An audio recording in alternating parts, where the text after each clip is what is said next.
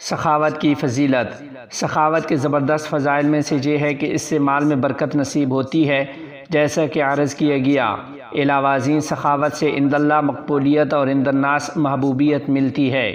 چنانچہ حدیث پاک میں ہے، حضرت سیدنا ابو ہریرہ رضی اللہ تعالی عنہ سے روایت ہے، وہ فرماتے ہیں کہ جناب رسول اللہ صلی اللہ علیہ وسلم نے ارشاد فرمایا، سخی اللہ تعالیٰ کی رحمت اس کی جنت اور لوگوں سے قریب اور دوزخ سے دور ہوتا ہے، جبکہ بخیل اللہ تعالیٰ کی رحمت اس کی جنت اور لوگوں سے دور اور دوزخ سے قریب ہوتا ہے۔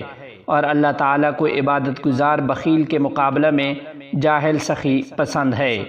اس سے معلوم ہوا کہ سخاوت کے بغیر انسان کی کوئی خاص عظمت و فضیلت نہیں۔ حکماء نے بڑی جامع بات کہی ہے کہ بے لطف ہے سیر بوستاں بلا دوستاں، بے لطف ہے زندگانی بے جوانی، بے لطف ہے شربت بے گلاب، زین بے رکاب، ریش بے خضاب، اور بے لطف ہے کلام بے حکمت، مرد بے جرت، زن بے عصمت، اور دل بے سخاوت۔ ایک بزرگ فرماتے تھے کہ ساری زندگی میں نے 3 لوگوں کو تلاش کیا مگر نہیں پایا۔ نمبر 1، وہ ظالم جو اللہ تعالیٰ کی پکڑ سے بچ گیا ہو، الا یہ کہ اس نے توبہ کر لی ہو۔ نمبر 2، وہ سائل جو لوگوں سے مانگ مانگ کر غنی بن گیا ہو۔ نمبر 3، وہ سخی جو اپنی سخاوت کی وجہ سے غریب بن گیا ہو۔ بقول شاعر، کرو سونے کے 100 ٹکڑے تو قیمت کم نہیں ہوتی، بزرگوں کی دعا لینے سے عزت کم نہیں ہوتی۔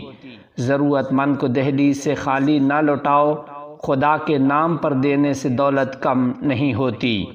عاجز کا خیال ناقص یہ ہے کہ حق تعالیٰ نے ہمیں 2 ہاتھ اس لیے دیے ہیں کہ ایک ہاتھ ہم اللہ تعالیٰ کی طرف جو ہمارا خالق ہے لینے کے لیے بڑھائیں، اور دوسرا ہاتھ اللہ تعالیٰ کی مخلوق کی طرف دینے کے لیے بڑھائیں۔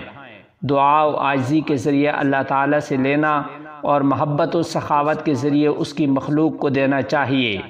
حق تعالیٰ ہمیں اپنے کرم سے سخاوت کی صفت سے متصف فرما کر اپنے دربار میں مقبولیت اور لوگوں میں محبوبیت عطا فرمائے۔